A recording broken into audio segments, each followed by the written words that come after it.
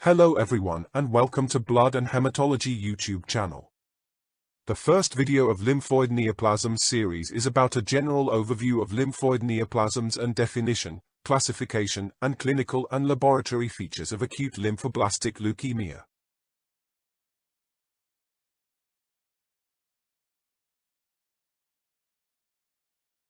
Lymphoid neoplasms include a wide spectrum of syndromes, from disorders that primarily involve the bone marrow and peripheral blood, leukemias, to those that initially present as tumorous masses, lymphomas, primarily involving the lymphoid organs.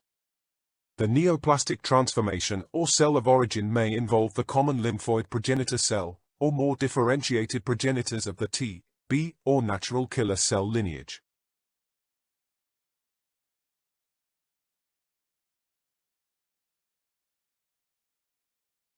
The fifth edition of the World Health Organization classification of lymphoid tumors, based on cytology, immunophenotyping, cytogenetic and molecular genetic abnormalities, applies a hierarchical system for classification. That is, it organizes diseases in order of increasing levels of specification, from category, family, class, entity, type, to subtype. The lymphoid neoplasms are classified into three main categories.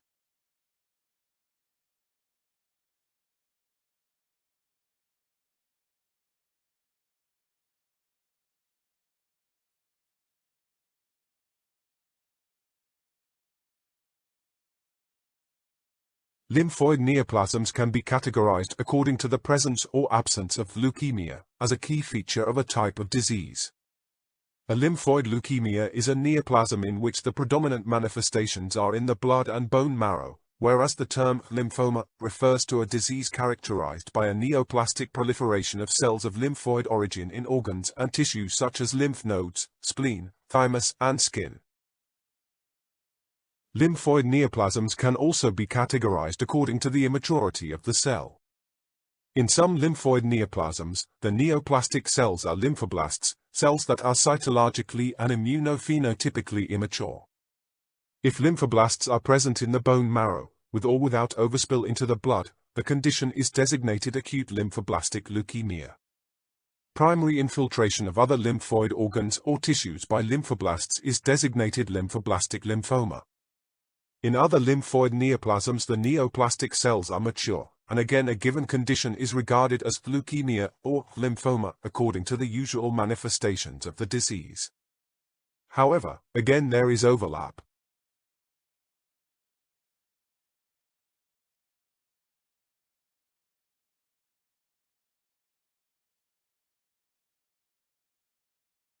The precursor lymphoid neoplasms B-lymphoblastic leukemia lymphoma and T-lymphoblastic leukemia lymphoma comprise malignancies of lymphoid progenitor cells committed to B-cell and T-cell lineage respectively. These neoplastic lymphoid progenitor cells are referred to as lymphoblasts, and the diseases resulting from their dysregulated proliferation are termed acute lymphoblastic leukemia and lymphoblastic lymphoma.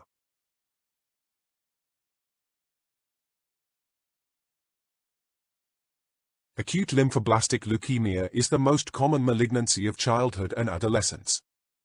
It accounts for about 80 to 85% of cases of acute leukemia in children, compared with only about 15 to 20% of cases in adults. Acute lymphoblastic leukemia incidence exhibits a bimodal distribution, with the first peak occurring in childhood between 2 and 5 years of age and the second peak occurring near the age of 50 years.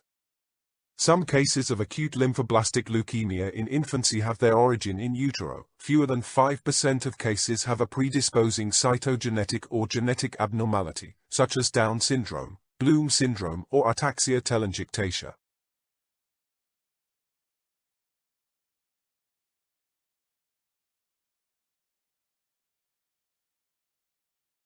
Clinical features of ALL at presentation can be related directly to the replacement of normal bone marrow elements by neoplastic cells.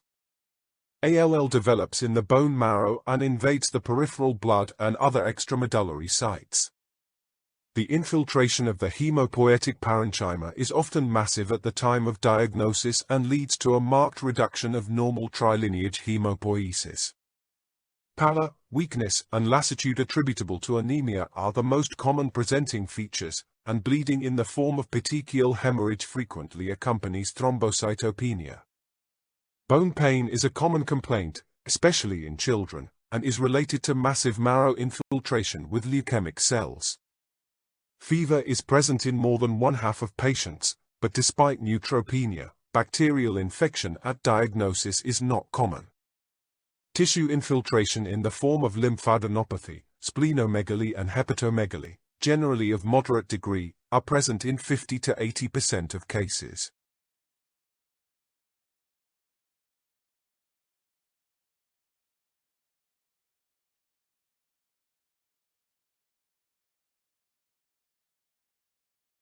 Leukocytosis, neutropenia, anemia, and thrombocytopenia are common in patients with newly diagnosed ALL. The severity reflects the degree of marrow replacement by leukemic lymphoblasts. The leukocyte count at presentation may be increased, decreased, or normal. About 50% of the patients have leukocytosis due to an abundance of circulating leukemic lymphoblasts. Marked leukocytosis has an unfavorable prognostic significance, particularly in children. Approximately 90% of patients have circulating leukemic blast cells at diagnosis. Hyperleukocytosis, more frequent in adults, in T-lineage disease and in infants under the age of 1 year with conspicuous organomegaly, require an immediate therapeutic intervention because of the high risk of leukostasis. Profound neutropenia is found in 20 to 40% of patients. The finding of leukopenia and neutropenia without circulating blast cells is possible, but less common than in AML.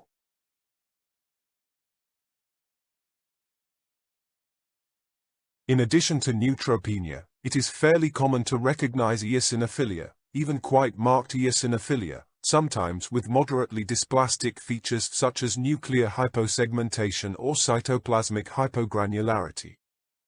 Eosinophilia in ALL is usually a reactive phenomenon, independent of the immunophenotype and induced by the release of specific cytokines by the lymphoblasts. Normocytic normochromic anemia is almost always present and can be severe. Anisocytosis and poikilocytosis are not usually present. In some patients, particularly when there is very severe anemia, there are erythroblasts in the peripheral blood film. The platelet count is usually decreased. In a minority of cases, particularly in the pediatric age range, the platelet count is within normal limits or only slightly reduced. The level of serum lactate dehydrogenase is increased in most patients with ALL and is well correlated with tumor burden. Leukemic infiltration of the kidneys can lead to increased levels of creatinine, urea nitrogen, uric acid, and phosphorus.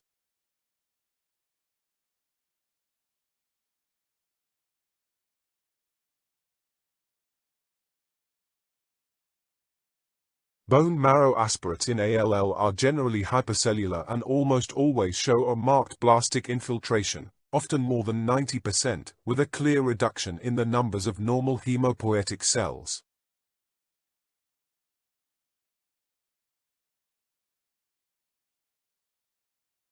The cytochemical profile of the lymphoblasts, whatever the morphological or immunological subtype, is uniform. They are negative for the cytochemical reactions identifying myeloblasts, peroxidase, chloroacetate esterase, and Sudan black B, and for fluoride-sensitive alpha-naphthyl acetate esterase. The periodic acid Schiff reaction correlates with the glycogen content and is often positive, with fine or coarse granular positivity or with blocks. The acid phosphatase reaction correlates with the content of lysosomes and is useful for differentiating TALL, characterized by a distinct focal paranuclear positivity in blast cells in more than 90% of cases.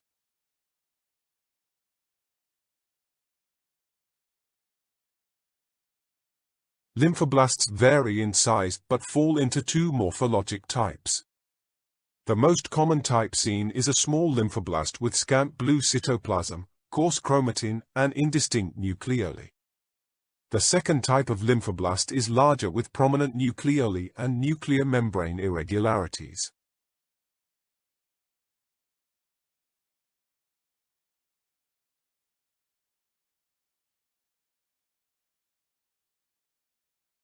The table shows morphological criteria that are useful for distinguishing between myeloblasts and lymphoblasts.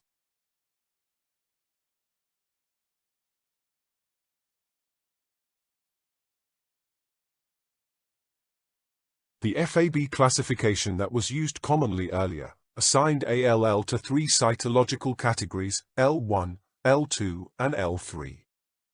Around 25 to 30% of adult cases and 85% of childhood cases of ALL are of L1 subtype.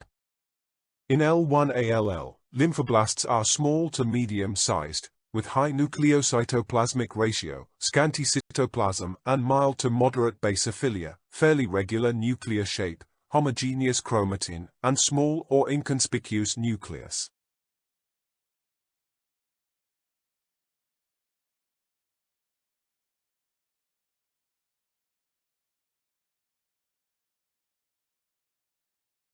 Lymphoblasts with FAB-L1 morphology.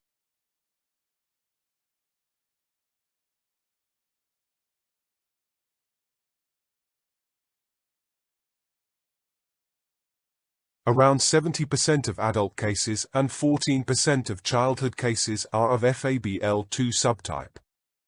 The cells are medium to large and pleomorphic, with variable amount of cytoplasm and variable basophilia. The nuclear shape is irregular, clefting, and sometimes with indentation. Usually the large blasts have fine chromatin and nucleoli that are fairly well seen, and the small lymphoblasts have denser chromatin.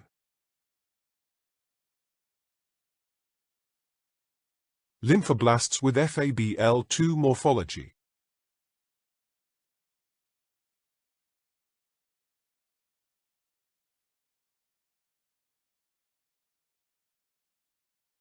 ALL-L3 is a rare subtype with only 1 to 2% cases.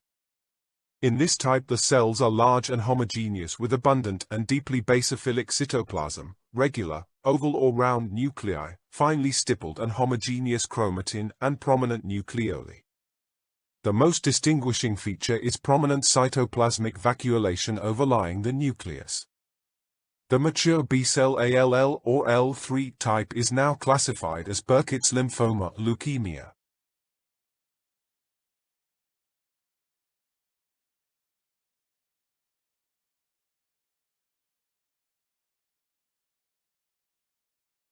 Lymphoblasts with FAB-L3 morphology.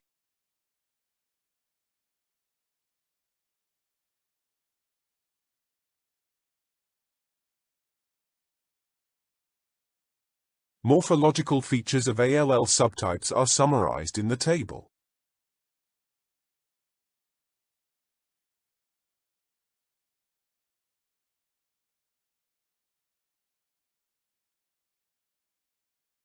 According to the WHO classification, ALL is classified together with lymphoblastic lymphoma as lymphoid precursor neoplasms of the B or T cell type.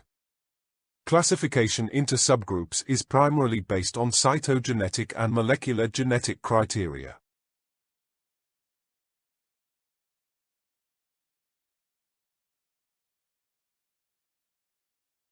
Immunophenotyping allows the categorization of ALL into the B or T cell lineage and by degree of differentiation, by using a TDT assay and a panel of monoclonal antibodies for T cell and B cell associated antigens. Immunophenotypic categories of ALL include three main types.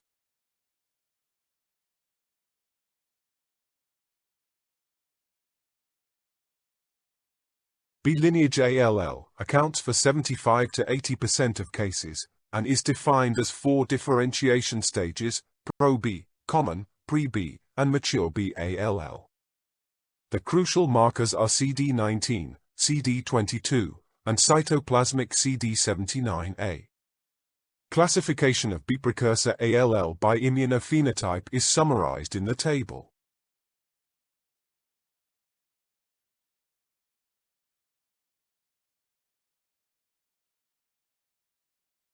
Recurrent chromosomal aberrations in adult B ALL are listed in the table.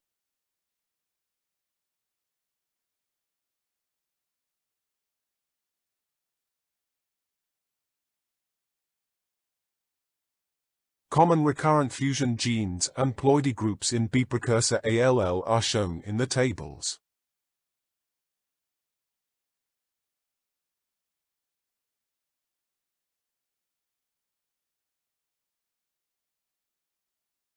T-lineage ALL represents 20 to 25% of adult cases and 15% in childhood ALL cases, and characteristically affects males more often than females.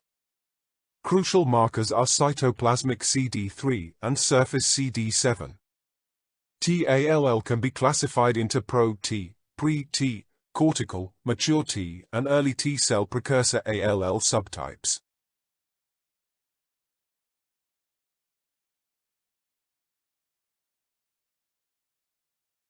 Pattern of immunophenotypic markers expression in T-ALL subtypes is summarized in the table.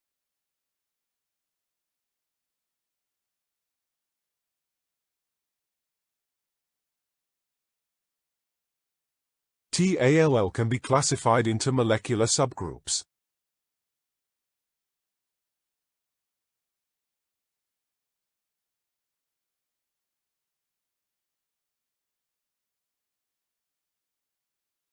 Further recurrent balanced chromosomal aberrations and frequent recurrent fusion genes in T-ALL are listed in the tables.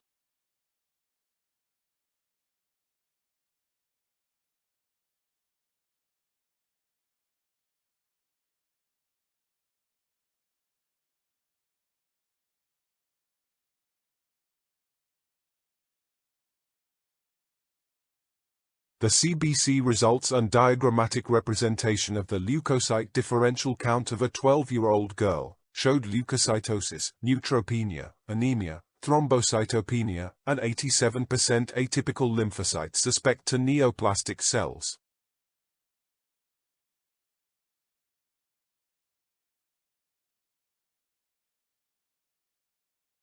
The patient peripheral blood film examination showed leukocytosis, atypical lymphocytes, and few smudge cells.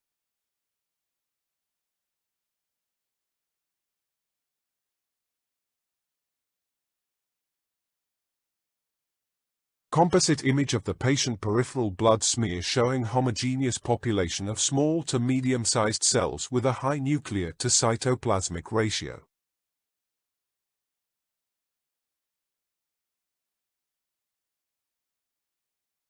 High-power observation of the patient peripheral blood smear showed blast cells with scanty cytoplasm, fairly regular nuclear shape, fine and homogeneous chromatin and small nucleus.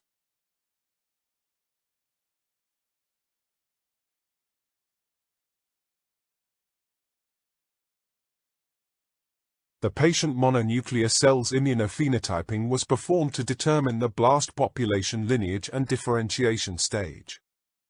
Based on the immunophenotypic profile, the patient was diagnosed as cortical T-ALL.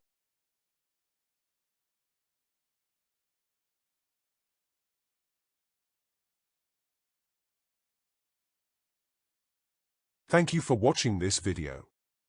If you liked this video, to give it a thumbs up and share it. Do not forget to subscribe to the channel, if you still have not.